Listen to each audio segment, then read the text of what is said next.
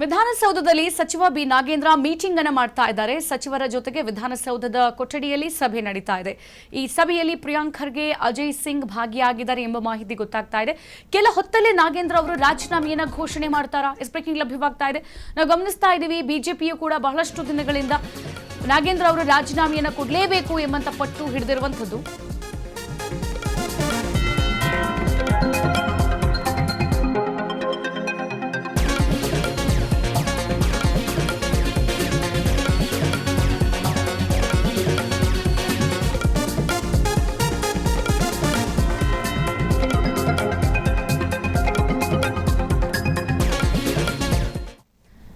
ಈಗ ಬಿ ನಾಗೇಂದ್ರ ಅವರು ರಾಜೀನಾಮೆ ಕೊಡಬೇಕು ಅಂತ ಹೇಳಿ ಈಗ ಪ್ರತಿಪಕ್ಷ ಬಹಳಷ್ಟು ದಿನಗಳಿಂದ ಪ್ರೊಟೆಸ್ಟ್ ಅನ್ನು ಮಾಡ್ತಾ ಇರೋದನ್ನ ನಾವು ಗಮನಿಸಿದ್ದೀವಿ. ಕೇವಲ ವಿಧಾನಸೌಧದಲ್ಲಿ ಮಾತ್ರವಲ್ಲ, ಮಂಡ್ಯದಲ್ಲೂ ಕೂಡ ಬಿಜೆಪಿ ಕಾರ್ಯಕರ್ತರು ಪ್ರೊಟೆಸ್ಟ್ ಅನ್ನು ಕೂಡ ಮಾಡಿದ್ರು.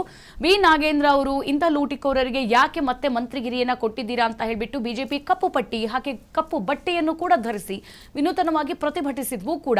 ಈಗ ಇಂಥ ಸಂದರ್ಭದಲ್ಲಿ ನಿನ್ನೆ ಡಿ.ಕೆ. ಶಿವಕುಮಾರ್ ಅವರು ಹೈಕಮಾಂಡ್ಗೆ ಹೋಗ್ತಾರೆ. ಹೈಕಮಾಂಡ್ನಲ್ಲಿ ಈ ಒಂದು ನಾಗೇಂದ್ರ ಅವರ ವಿಚಾರವನ್ನು ಕೂಡ ಪ್ರಸ್ತಾಪನೆ ಮಾಡ್ತಾರೆ. ಈಗ ಪ್ರತಿಪಕ್ಷವೂ ಕೂಡ ಇನ್ನಿಲ್ಲದ ರೀತಿಯಲ್ಲಿ ಹೋರಾಟವನ್ನು ಕೂಡ ಮಾಡ್ತಾ ಇದೆ, ನಾಗೇಂದ್ರ ಅವರ ತಲೆದಂಡ ಆಗಬೇಕು ಅಂತ ಹೇಳಿ. ಸೊ ಈ ಸಂದರ್ಭದಲ್ಲಿ ಈಗ ಸೋನಿಯಾ ಗಾಂಧಿ ಅವರು ಮತ್ತೆ ರಾಹುಲ್ ಗಾಂಧಿ ಅವರ ಜೊತೆಗೆ ಚರ್ಚೆಯನ್ನ ಮಾಡ್ತಾ ಇರುವಂಥದ್ದು. ಸೊ ನಾಗೇಂದ್ರ ಅವರ ತಲೆದಂಡ ಆಗ್ಲೇಬೇಕು, ಯಾಕಂತ ಅಂದ್ರೆ ಈಗ ಪ್ರತಿಪಕ್ಷವೂ ಕೂಡ ವಿರೋಧವನ್ನ ಮಾಡ್ತಾ ಇರೋದನ್ನ ನಾವು ಗಮನಿಸ್ತಾ ಇದ್ದೀವಿ. ಸೊ ಈ ಸಂದರ್ಭದಲ್ಲಿ ಅವರ ತಲೆದಂಡ ಆಗಿಲ್ಲ ಅಂತ ಅಂದ್ರೆ ಸರ್ಕಾರಕ್ಕೆ ಮುಜುಗರ ಆಗುವಂತ ಪ್ರಶ್ನೆ. ಸೊ ಇಂಥ ಮುಜುಗರವನ್ನ ಹೊತ್ಕೊಂಡು ಸರ್ಕಾರ ನಡೆಸೋದಕ್ಕೆ ಸಾಧ್ಯ ಇಲ್ಲ. ಯಾಕಂತ ಅಂದ್ರೆ ಈ ಸಲ ತಲೆದಂಡ ಆಗಿಲ್ಲ ಅಂತ ಅಂದ್ರೆ ಅವರು ಮುಂದುವರೆದು ಮತ್ತೆ ತಮ್ಮ ಪ್ರತಿಭಟನೆಯನ್ನ ಮುಂದುವರಿಸ್ತೀನಿ ಅಂತ ಕೂಡ ಸರಾಗವಾಗಿ ಹೇಳಿಕೆಯನ್ನ ಕೊಡ್ತಾ ಇದ್ರು. ಇಲ್ಲಿ ಬಿಜೆಪಿ ರಾಜ್ಯಾಧ್ಯಕ್ಷ ಬಿ.ವೈ. ವಿಜಯೇಂದ್ರ ಹಾಗೆ ವಿರೋಧ ಪಕ್ಷದ ನಾಯಕ ಆರ್ ಅಶೋಕರ ನೇತೃತ್ವದಲ್ಲಿ ಪ್ರತಿಭಟನೆಗಳು ಕೂಡ ನಡೀತಾ ಇದ್ವು. ಸೊ ಅಸೆಂಬ್ಲಿಯನ್ನ ಮುಂದುವರಿಯೋದಕ್ಕೂ ಕೂಡ ಬಿಟ್ಟಿಲ್ಲ, ರಾಜ್ಯದ ಯಾವುದೇ ಪ್ರದೇಶದ ಬಗ್ಗೆ ಚರ್ಚೆ ಆಗೋದಕ್ಕೂ ಬಿಟ್ಟಿಲ್ಲ. ಸೊ ಹಾಗಾಗಿ ಈಗ ಸಚಿವರ ಜೊತೆಗೆ ಸಭೆಯನ್ನು ಕೂಡ ನಡೆಸಿ, ಹೈಕಮಾಂಡ್ ಜೊತೆಗೂ ಒಂದು ಸುತ್ತಿನ ಸಭೆಯನ್ನ ನಡೆಸಿ ನಿನ್ನೆ ಮುಖ್ಯಮಂತ್ರಿ ಡಿ.ಕೆ. ಶಿವಕುಮಾರ್ ಅವರು ದೆಹಲಿಯಿಂದ ಬೆಂಗಳೂರಿಗೆ ಆಗಮಿಸಿದ್ರು.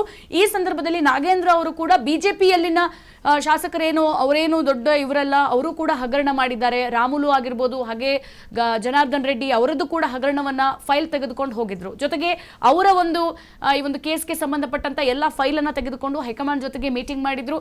ನೋಡಿ, ನನ್ನಿಂದ ಸ್ವಪಕ್ಷವಾಗಿ ರಾಜೀನಾಮೆಯನ್ನ ಕೊಡ್ತಾ ಇಲ್ಲ, ಆದ್ರೆ ಪಕ್ಷಕ್ಕೆ ನನ್ನಿಂದ ಕಳಂಕ ಆಗ್ತಾ ಇದೆ ಅಂತಂದ್ರೆ ರಾಜೀನಾಮೆಯನ್ನ ಕೊಡ್ತೀನಿ ಅಂತ ಹೇಳಿಕೆಯನ್ನ ಕೊಟ್ಟಿದ್ರು.